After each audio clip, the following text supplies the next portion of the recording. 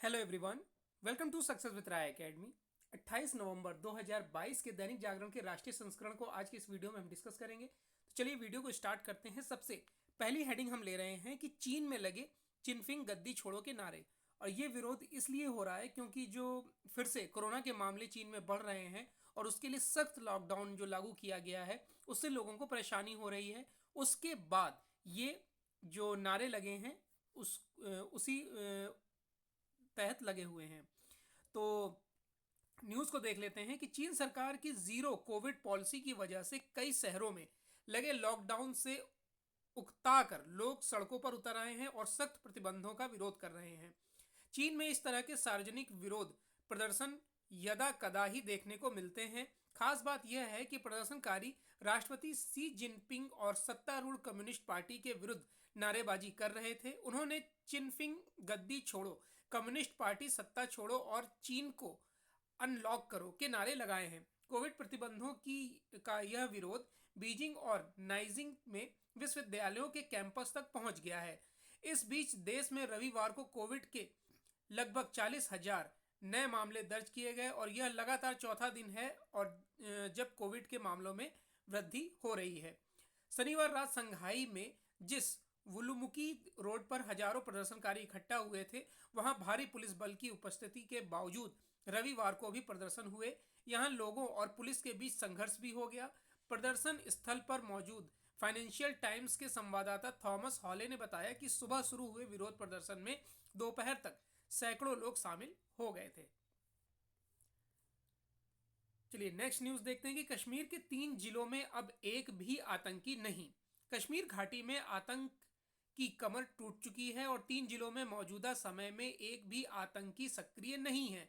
लश्कर ए तोयबा और जैसे मोहम्मद जैसे संगठनों की कश्मीर में कमान संभालने वाला कोई कमांडर नहीं बचा है। अतिरिक्त पुलिस महानिदेशक कश्मीर रेंज विजय कुमार ने दावा किया कि दोनों संगठन इस समय पूरी तरह नेतृत्व विहीन हो गए हैं। उम्मीद है कि अगले 2 वर्षों में कश्मीर से सभी आतंकियों का सफाया हो जाएगा। एडीजीपी विजय कुमार पुलिस नियंत्रण कक्ष में मीडिया कर्मियों से बात कर रहे थे। उन्होंने बताया कि कश्मीर में मौजूदा समय में सिर्फ 81 आतंकी हैं। इनमें 52 विदेशी और 29 स्थानीय आतंकवादी हैं। चलिए नेक्स्ट न्यूज पर आते हैं। राज्यों के कारोबार के नए केंद्र बनाएंगे जलमार्ग। उत्तर प्रदेश सरकार ने शनिवार को ही वाराणसी से बलिया के बीच 15 नई जेट्टी के निर्माण का निर्णय लिया है। नई दिशा में यह प्रयास अनायास ही नहीं है बल्कि समुद्र तटीय राज्यों के अलावा नदियों के किनारे बसे राज्य भी जलमार्ग से माल ढुलाई के रास्ते पर कदम बढ़ा रहे हैं।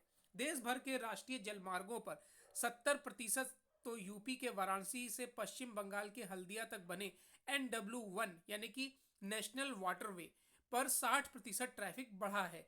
यही वजह है कि केंद्रीय पत्तन पोत परिवहन एवं जलमार्ग मंत्रालय ने देश भर के लिए 111 जलमार्ग चिन्हित किए हैं। तो उनमें 13 नए मार्ग उत्तर प्रदेश, बिहार और दिल्ली को मिलने हैं।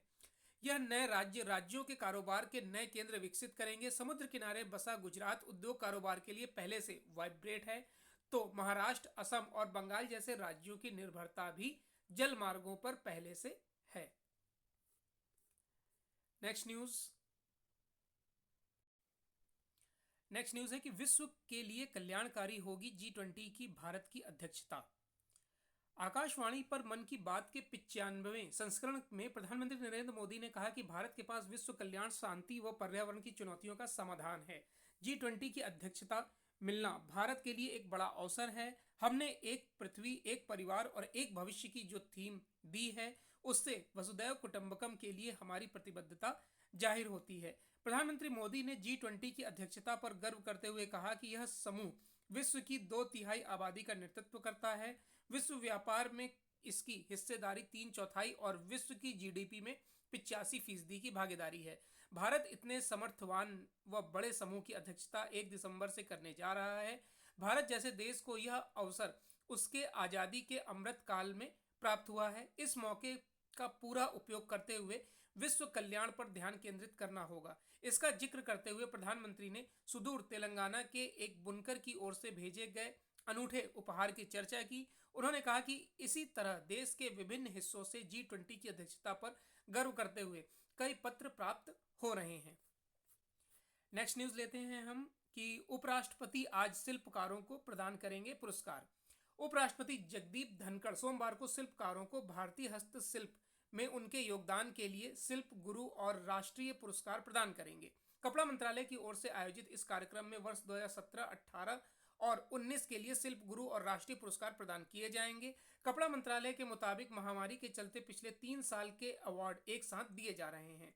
उपराष्ट्रपति जगदीप धनखड़ पुरस्कार समारोह में मुख्य अतिथि होंगे। नेक्स्ट न्यूज है कि भारत ऑस्ट्रेलिया आज से राजस्थान में करेंगे सैन्य अभ्यास। भारत व ऑस्ट्रेलिया की सेनाएं सोमवार से राजस्थान में द्विपक्षीय प्रशिक्षण सैन्य अभ्यास करेंगी। ऑस्ट्र हिंद 2022 नामक यह अभ्यास 11 दिसंबर तक चलेगा। रक्षा मंत्रालय ने कहा कि यह सालाना आयोजन होगा। इसका सालाना आयोजन होगा जो एक बार भारत में और एक बार ऑस्ट्रेलिया में होगा। इसका आयोजन राजस्थान में महाजन फील्ड फायरिंग रेंज में होगा। ऑस्ट्र हिंद श्रृंखला में यह पहला अभ्यास है जिसमें दोनों सेनाओं की हथियारों व सेवाओं की टुकड़ियां हिस्सा ले रही हैं। नेक्स्ट न्यूज है यूएनएससी में आतंकवाद और परिषद में सुधार होगा प्रमुख मुद्दा। भारत 1 दिसंबर से संयुक्त राष्ट्र सुरक्षा परिषद की मासिक अध्यक्षता ग्रहण करने जा रहा है। इस दौरान आतंकवाद का मुकाबला करना और बहुपक्षवाद के लिए परिषद में सुधार करना भारत के प्रमुख प्राथमिकताओं में से एक होगा। संयुक्त राष्ट्र सुरक्षा परिषद की प्रक्रिया के नियमों के अनुसार यूएनएससी के 15 सदस्यों में से प्रत्येक के बीच हर माह परिषद की अध्यक्षता वर्णानुक्रम में घूमती है।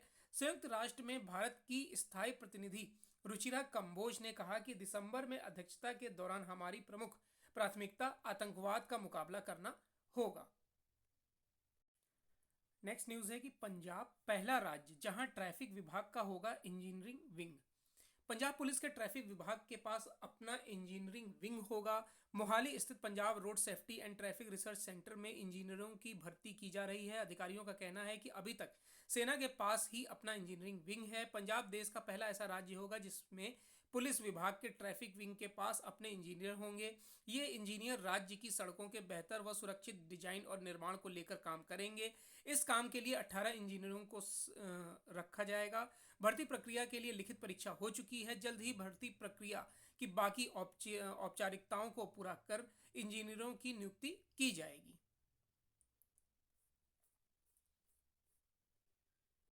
नेक्स्ट न्यूज है बिजनेस पेज से कि मांग और रोजगार पर रहेगा सरकार का फोकस। वैश्विक स्तर पर मंदी की वजह से आगामी वित्त वर्ष 2023-24 में सरकार के सामने घरेलू मांग और रोजगार को बनाए रखने की बड़ी चुनौती होगी। विशेषज्ञों का मानना है कि इस कारण सरकार आगामी बजट में इंफ्रास्ट्रक्चर निवेश के लिए कम से कम 25% अधिक राशि का प्रावधान कर सकती है। दूसरी तरफ निर्यात में बढ़ोतरी के लिए भी निर्यात विकास कोष या नए बाजार की तलाश के लिए निर्यातकों को इंसेंटिव दिए जा सकते हैं। आगामी 1 फरवरी को बजट पेश किया जाएगा। बजट में रोजगार सृजन को जारी रखने के लिए पर्यटन, होटल इंडस्ट्री जैसे सेवा सेक्टरों के प्रोत्साहन के लिए कदम उठाए जा सकते हैं। नेक्स्ट है हेलमेट पर खत्म किया जाए 18% जीएसटी। इंटरनेशनल रोड फेडरेशन ने वित्त मंत्री निर्मला सीतारमण से हेलमेट पर जीएसटी समाप्त करने का आग्रह किया है या मांग की है। फेडरेशन के प्रेसिडेंट के कपिला ने बॉश की रिपोर्ट का उल्लेख करते हुए वित्त मंत्री को लिखा है कि ज्यादातर दोपहिया वाहन चालक आर्थिक रूप से कमजोर वर्ग अथवा निम्न आय वर्ग में आते हैं। हेलमेट पर 18% जीएसटी लगता है जिससे उनका मूल्य बढ़ जाता है। नेक्स्ट पेज है इंटरनेशनल पेज जिसमें हम पहली न्यूज ले रहे हैं कि ब्रिटेन में विदेशी छात्रों की एंट्री पर लगाम लगाना चाहते हैं सुनक।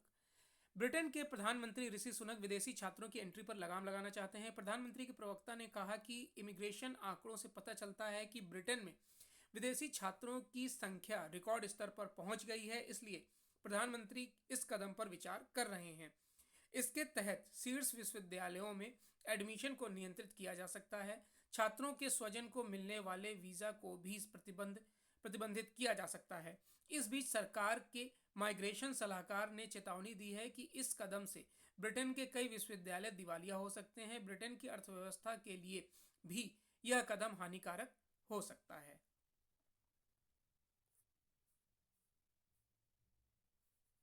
नेपाली कांग्रेस के नेतृत्व वाले गठबंधन ने जीती 85 सीटें।